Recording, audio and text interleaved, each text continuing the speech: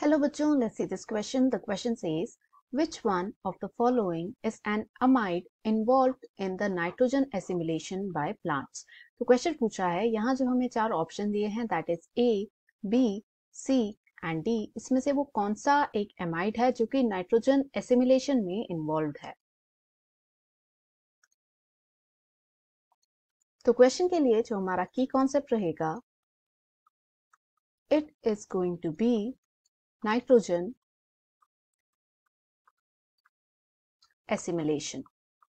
तो यहाँ पर हम देखेंगे कि इसकी वजह से क्या होता है प्लांट्स में एंड कौन सा एमाइड इसमें इन्वॉल्व रहता है।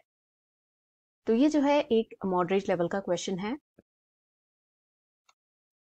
तो प्लांट्स जब नाइट्रोजन को एब्जॉर्ब करते हैं या अपने अंदर लेते हैं तो वो होता है नाइट्रेट के फॉर्म में, in the form of nitrate ions, जिसे रिप्रेजेंट किया जाता है S NO3 minus. And plants के अंदर इसे कन्वर्ट कर दिया जाता है into ammonia with the help of various enzymes. तो ये अमोनिया अगर प्लांट्स में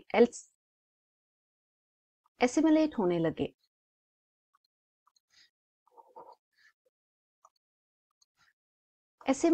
लगे, यानी इसका कॉन्सेंट्रेशन जो है प्लांट में धीरे धीरे बढ़ता चला जाए, तो ये जो है प्लांट्स के लिए बहुत टॉक्सिक हो सकता है।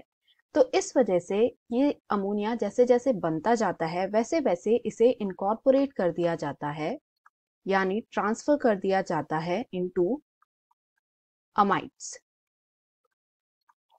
तो जो मेजर अमाइड्स हैं वो आते हैं एस्पराजिन या फिर ग्लूटामीन। तो इनके अंदर जो है ये अमोनिया इनकॉर्पोरेट हो जाता है।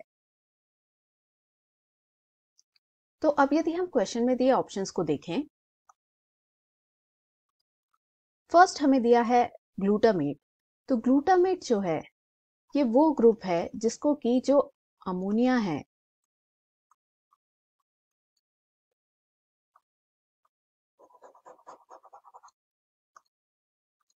तो ए हमें दिया है ग्लूटामेट। तो ग्लूटामेट जो है ये वो ग्रुप होता है जिसको कि अमीनो ग्रुप ट्रांसफर किया जाता है। तो it is not an amide, so this is incorrect. B हमें दिया है एलेनिन। तो एलेनिन जो है ये एक अमीनो एसिड है, यानी this option is also incorrect. C हमें दिया हुआ है एस्पराजिन। तो जैसा हमने यहाँ देखा कि एस्पराजिन is one of the amides that is involve in the nitrogen assimilation by the plants. तो दिस इज करेक्ट। डी हमको जो दिया है इट इज सेरीन। तो सेरीन जो है ये भी एक एमिनो एसिड ही है, यानी दिस इज ऑल्सो इनकरेक्ट। तो इन सब को देखकर हम कह सकते हैं कि क्वेश्चन का जो फाइनल आंसर रहेगा it is going to be option C, that is asparagine. Hope you understood it well. Best of luck.